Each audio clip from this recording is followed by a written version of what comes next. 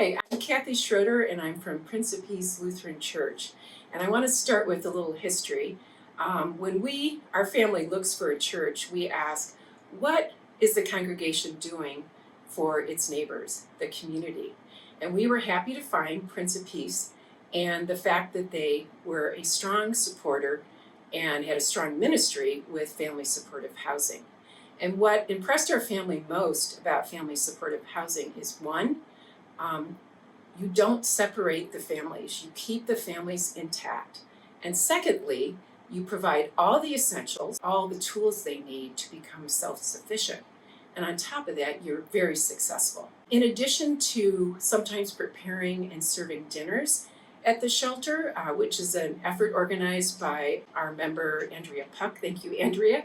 She organizes the volunteers. I, in particular, became very drawn to our spring fundraiser called Kids to Camp. And this fundraiser raises money from our congregation, and we send the family shelter children to a week-long overnight summer camp in the Santa Cruz Mountains. And having raised two daughters, I thought this has to be an incredible experience for these shelter children.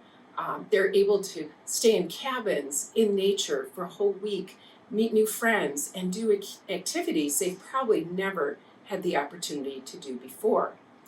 And so about 13 years ago, I assumed the organizing of Kids to Camp, and it is my joy every spring to kick this off, and it's also a congregation favorite. Then the pandemic hit this spring, and I thought, first of all, are the children really going to be able to go away for a week-long summer camp? Well, likely not, because we were all having to shelter in place.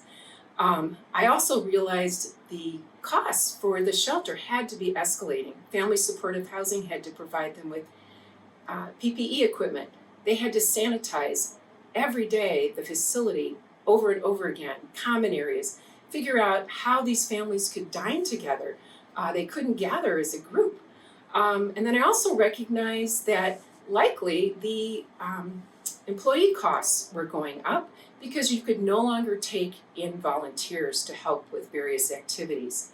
And so quickly, and with the blessing of our two pastors, we repurposed our Kids to Camp fundraiser.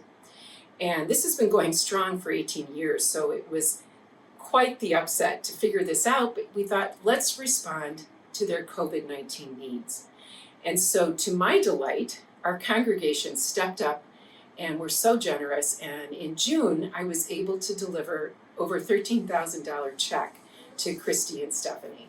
I kept asking Christy and Stephanie, what are your other needs? What else can we do? And so we began a tangible goods donation drive, collecting household goods like comforters and blankets and sheets, clothing from our members, and then also personal items like shampoos, soaps, hand sanitizer.